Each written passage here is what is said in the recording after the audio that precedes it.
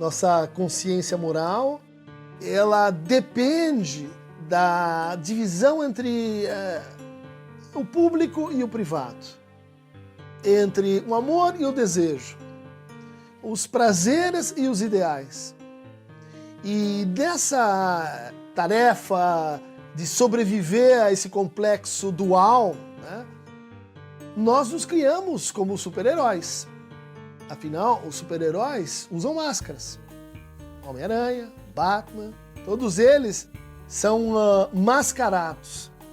E são mascarados enquanto produzem seus grandes feitos heróicos, éticos, porque quando eles tiram as máscaras, eles se transformam em personagens banais, personagens que fazem sua função no mundo, seguem o seu trabalho, se individualizam mal ou bem, amam de uma forma ou de outra. Mas, vejam só, as máscaras são também o lugar onde a gente se cria como heróis, onde a gente se desdobra em outro. Eu sou a Fê Lopes, eu sou psicóloga, sou psicanalista e hoje eu convidei a Elora, criadora de conteúdo, para a gente conversar sobre tecnologia, geração Z e transtornos contemporâneos. Então, eu nasci em 97. Realmente. Então, eu acho que esse é um ponto importante, porque eu já cresci muito com a internet. Então, eu não lembro muito de mim antes da internet, eu tenho poucas memórias, assim. Como você define as pautas do seu canal? Como é que você foi passando do que você fazia lá no início? Você começou com quantos anos? Eu comecei com 14 anos. Caraca! 14 anos. 14 anos eu tinha meu primeiro blog, que foi um blog em texto durante pouquíssimo tempo, porque logo eu já fiz um canal no YouTube, já era uma coisa viável, já dava, já era uma tinha cultura. Canal no YouTube, né? Exato. Mas o foco do meu conteúdo sempre foi... Nossa, tem uma coisa que eu queria muito conversar com alguém, e eu acho que aqui é um espaço seguro pra fazer isso, sabe? E é muito louco, porque de 2 anos pra cá, vem acontecendo, parece que um movimento exatamente contrário, que é quanto mais sensível o assunto é pra mim, menos eu me sinto confortável de falar na internet, porque agora é aquilo. Podem tirar alguma coisa do contexto, nunca sabe como a pessoa vai reagir, ou se vão problematizar a problematização da problematização, e aquilo vai virar alguma outra coisa. Mas não é muito maluco a gente pensar que o lugar seguro é um lugar onde a gente está super exposto? Sim. Eu acho que era mais a capacidade de poder encontrar alguém que estava passando pela mesma coisa, sabe? Tipo um grupo de apoio. Exato, um grupo de apoio, porque era isso, era um apoio emocional que eu não tinha dos meus pais, e não culpo, enfim, outra geração, outro contexto totalmente diferente. E na internet era muito fácil encontrar essas pessoas, era muito fácil a gente se validar enquanto pessoa passando por um momento difícil, sabe? Mas meu psicólogo olha e fala, olha, você é maluca, garota. Você tem um lugar que é muito hostil, é a internet. Pois é. Mas é uma impressão que eu só tenho de pouquíssimo tempo pra cá. Eu acho que durante muito tempo, assim, eu dei muita sorte nesse sentido. Eu vi a internet como um lugar muito seguro mesmo. Mas eu também acho que eu sou uma exceção. Eu vejo muitas criadoras de conteúdo negras falando desse lugar do cancelamento, por exemplo, como é muito mais pesado por elas serem mulheres negras e como isso acaba reverberando na carreira durante muito mais tempo. Sim. E aí acaba perdendo o trabalho, etc. Sim, total. Porque eu acho que tem uma diferença, que eu não sei se quando você começou lá com 14 anos você imaginava o que você vive hoje, que é você começar a gravar vídeos porque você achou legal e você quer conversar com as pessoas, e você de cara ser quem começou isso para ser uma youtuber, para isso virar um trabalho, né? Total. Porque o que eu vejo hoje dos adolescentes ou das crianças, até menorzinhas, já é dizendo hoje eu quero ser youtuber, eu quero gravar vídeo. Ela vai gravar um vídeo, sei lá, minha filha às vezes pega a câmera para fazer, ela tá fazendo um bolo, aí ela fala, mamãe, grava. Então agora nós vamos colocar a farinha. É como se ela já estivesse representando ali, que eu entendo que talvez fosse diferente de se abrir com 14 anos e, sei lá... Falar o que pensa. Isso ter acontecido no caminho. Isso ter virado um trabalho, né? Não ter sido o objetivo inicial, fazer o vídeo para isso abrir um mercado, né? Total. E muda a perspectiva que a gente tem com a coisa. Porque em um momento você tá falando porque aquilo é um desabafo totalmente sincero, que você quer conversar com alguém, você sabe que naquele espaço as pessoas vão te escutar e vão contar as próprias experiências. E de um outro momento é tipo assim, não, mas eu tenho que entregar alguma coisa, sabe? Exato. E isso é um perigo, assim, é um perigo real.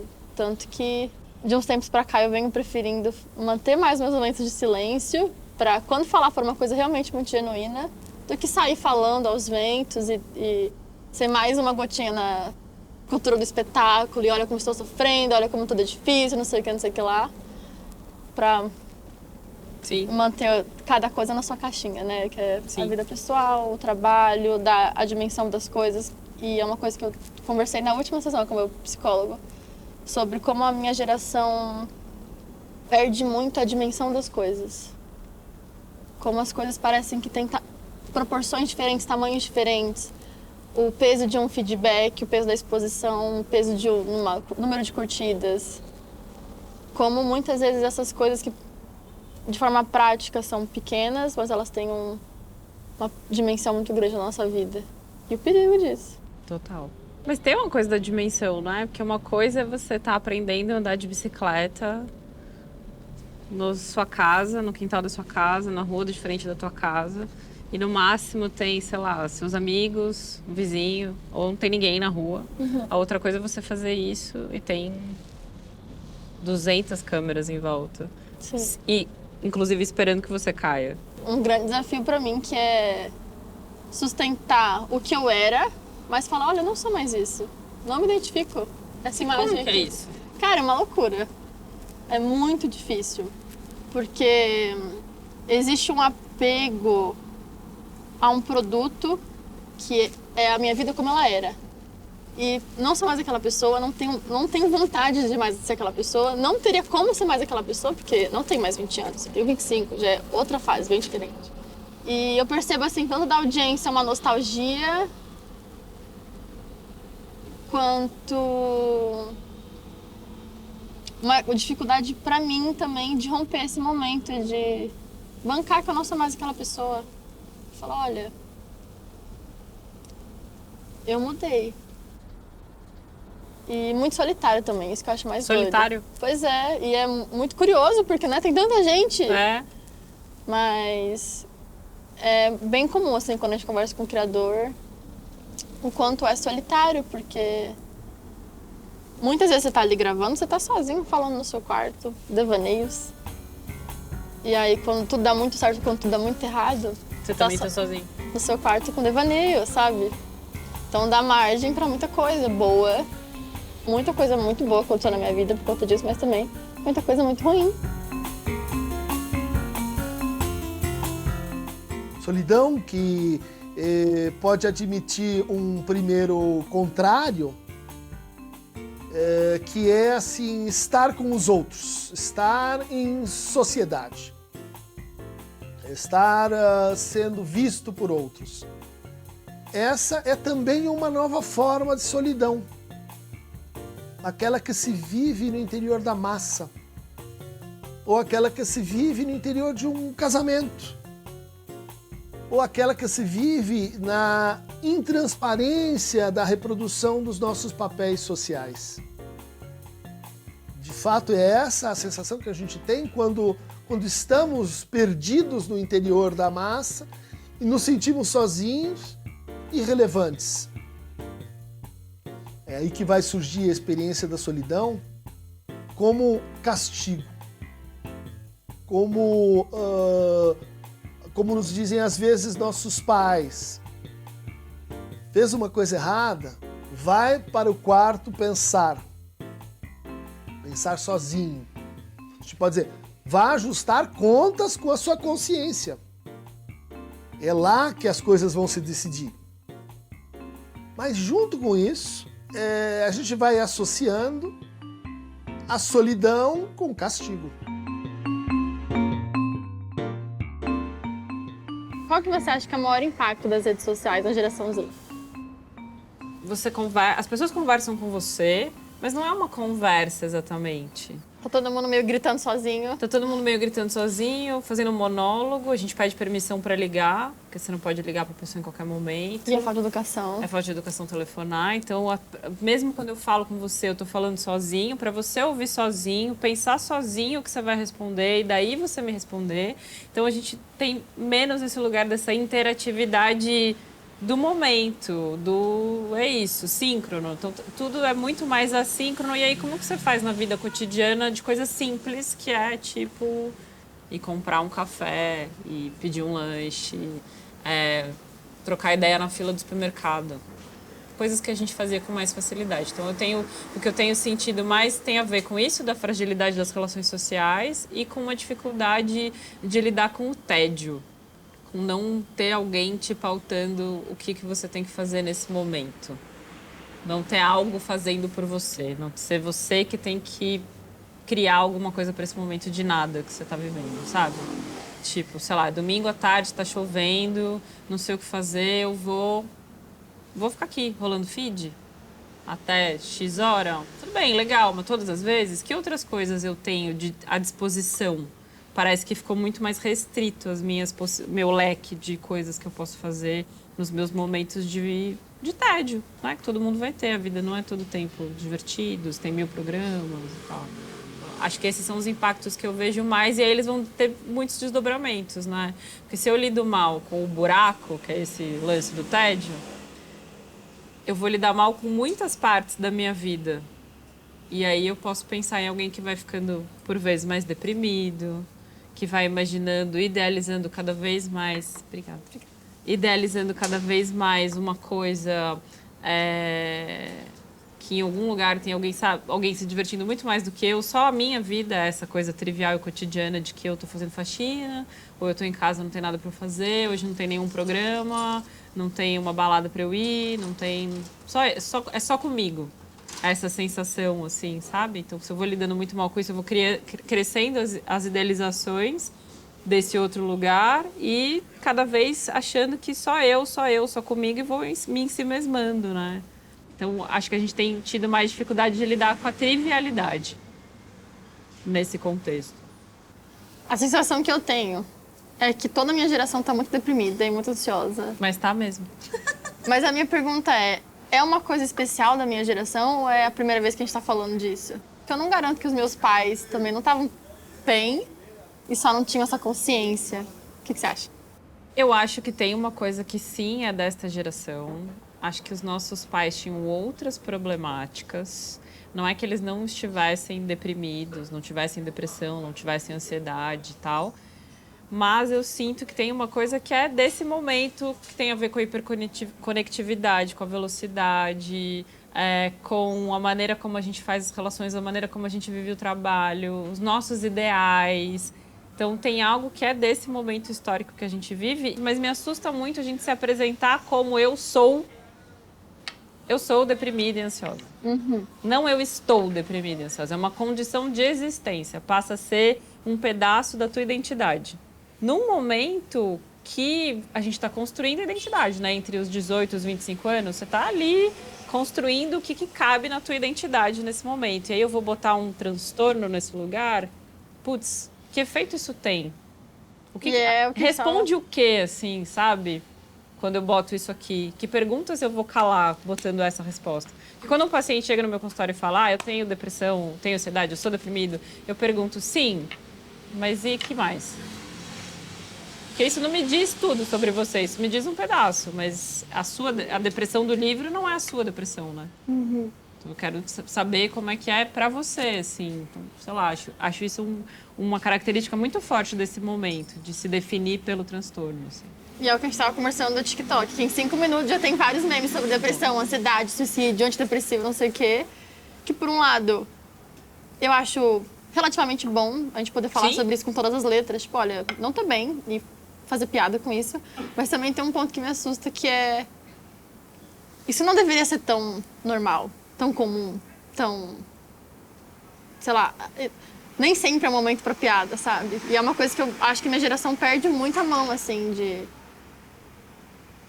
Cara, em algum momento você vai ter que enfrentar esse seu medo de morrer, esse seu medo de não querer viver e isso é muito empurrado com a barriga também, sabe? Se eu tô tão apegada a esse item que compõe a minha identidade, então isso aqui é muito sobre quem eu sou, como eu abro mão dele? Quando eu falo abrir mão, não é que você abre mão assim, pá, hoje acordei e não sou mais deprimida, não é isso. Mas em algum momento eu posso ter tido um dia bom, eu posso ter outras coisas que vão concorrer ali para quem eu sou, que vai chegar um momento que eu olho para trás e falo, nossa, eu estive deprimida, agora eu tô num outro momento. Mas para isso não pode ser o central da minha identidade, né? Se isso é o central da minha identidade, ferrou. Quem eu sou além disso? Quem eu sou além disso? Total. Quem eu sou além disso. Eu Essa é uma que... preocupação que eu tenho mesmo, assim, muito desse momento de eu sou o meu transtorno, eu sou o remédio que eu tomo, eu sou... E a gente tem uma medicalização da vida, né? Tudo tem um diagnóstico. Então, eu era uma pessoa esquecida, agora eu sou uma pessoa com um transtorno de déficit de atenção e hiperatividade. O que não quer dizer que não existam pessoas com transtorno de déficit de atenção e hiperatividade. Elas existem, é importante que a gente fale disso, que a gente saiba identificar, que a gente saiba tratar, mas também é importante que a gente esvazie um pouco o que é esse sintoma, esse nome, para que você possa aparecer na frente disso, né? Não atrás desse negócio que vira quem é você. E outra coisa que eu sempre penso sobre o desempenho da minha geração é que eu acho que tem uma culpa muito grande por ter tido tanto acesso. Tem um cara no YouTube que eu acompanhei que ele fez live estudando pro vestibular 8 horas por dia ou mais. Enfim, ele estudava muito. Ele gravou as 8 horas por dia que ele estava estudando? Ele fazia live para as pessoas também estudarem 8 horas por dia com ele. Entendi. Geração Z total. Geração Z total. E todos os dias ele fazia essa live para todo mundo estudar com ele no YouTube e tal. E um dia, obviamente, ele falou que estava tendo um burnout. E ele basicamente filmou todo o burnout dele, no sentido de o tanto que ele foi a exaustão de estudar e de ser obcecado por tenho que dar um jeito, enfim. Eu acho que isso é um retrato bem forte da nossa geração, de tipo... Primeiro ter esse mérito de olha como eu consigo estudar, estudem comigo, eu sou ótimo. Até o ponto que fica claro que isso não é sustentável, então deu errado, isso também é um espetáculo. E como essa geração tem acesso a tudo que ela precisa para ter mais oportunidades, no sentido de eu sei onde pesquisar, eu sei entrar no LinkedIn, eu sei fazer uma pesquisa, eu sei entrar num cursinho de vestibular, eu sei que tem aula de graça. E essa eterna culpa por, nossa, eu tinha tanto potencial. Se eu me esforçasse mais, eu ia dar conta, eu ia conseguir passar no vestibular se eu estudasse sozinha. Não interessa que minha mãe tem 2 empregos, eu tenho que cuidar da minha irmã, que eu tenho que cuidar da casa, um monte de coisa está acontecendo. Como tem um acesso muito fácil ao recurso, a gente se culpa por... Isso devia ser por minha conta, eu devia conseguir dar conta, eu devia conseguir me organizar e estudar por conta própria. Eu devia conseguir fazer um projeto autoral até ele ser comercial. Essa eterna culpa do... Poderia ser tanto, mas não foi. É tanto potencial que eu estou desperdiçando, porque eu tenho internet, eu tenho esse acesso. Que tem tudo a ver com a gente pensar numa sociedade que está pautada numa ideia meritocrata, né? De que se eu me esforçar muito, já que os recursos estão aqui, que também é uma falácia, porque os recursos não estão aqui para todo mundo, não é todo mundo que tem acesso à internet. Mas tá, os recursos estão aí, então se eles estão aqui, sou eu então que não estou sabendo usar esses recursos, não estou sabendo fazer, não sou criativo o suficiente. Então se eu fizer... E é muito doido, né? Porque quanto mais você bota uma cobrança de que você precisa criar algo que você vai ser descoberto com esta coisa, menos você consegue criar qualquer coisa. Porque aí o seu ideal está tão lá em cima que para você fazer alguma coisa, tudo vai te parecer muito ruim. Né? Acho que você trazer essa história da culpa é bem interessante para a gente pensar no que a gente vai produzindo enquanto sociedade, né? E o que você acha que a geração Z tem de encantadora? Cara, eu acho que a geração Z tem de encantadora uma liberdade, algumas, né? Bolhas da geração Z tem de encantador, uma liberdade com relação aos afetos. Eu acho que a gente aprende muito sobre gênero e sexualidade com a geração Z. Muito mais do que a gente tem em repertório. Dali pra trás. Que aí a gente, sei lá, a gente tem repertório porque a gente foi estudar sobre isso. Porque aí a gente, principalmente dentro da psicologia, a gente foi estudar que questões de gênero, questões de sexualidade, como isso chega na clínica, as gestações com casais de mulheres, as gestações das pessoas trans, a gente foi estudar essa parada. Essa galera, muitas vezes, já tá vivendo isso, é diferente, você tá vivendo na pele, né? Eu não tô vivendo na pele, eu tô entendendo sobre. Eu acho que vai ser a primeira geração terapeutizada. Sabe? Eu acho que o ganho disso vai ser muito legal. Porque é isso, eu abro meu TikTok e eu vejo pessoas de 30 anos aprendendo com pessoas de 14 sobre como falar o que sentem. Como quebrar um vínculo que tinha com o pai, que nunca soube, sabe? Eu acho que esse ganho vai ser muito grande. Porque a gente tá muito disposto a sentir, sabe? É tudo muito visceral. Exato. Mas que tem um ganho muito grande nisso. Sim. A gente... É isso, às vezes eu conheço pessoas de 18 anos que elas perguntam em 5 minutos, como você chama, qual é o seu signo, qual é a sua linguagem do amor, como você se sente amada, sabe? E é um cuidado realmente que a pessoa tem, por mais assim, pragmático que seja. Sim. É isso, eu falo pra uma amiga minha de BH, eu sou totalmente toque, afeto, eu sou muito carinhosa. E ela, a partir daquele momento, começa a me abraçar mais. Como um gesto de cuidado comigo, sabe? E ela fala, não, eu sou atos de serviço. Eu falo, tá bom, então deixa eu pegar que são atos de serviço, meu Deus? Pega um copo d'água pra mim, deixa eu descobrir, sabe? Entendi. Dar uma mimada. E eu vou lá, busco um copo d'água pra ela e falo assim, como eu posso te ajudar, sabe? Vem com um manual de instrução. É tipo isso? Mais um spoiler do que manual de instrução. A gente, claro, conversa sobre isso. Mas eu acho muito fofo, sabe? Porque já parte de algum lugar. Cara, eu não sei como você se sente amado, eu não sei quais são seus traumas, eu sei que você tem traumas.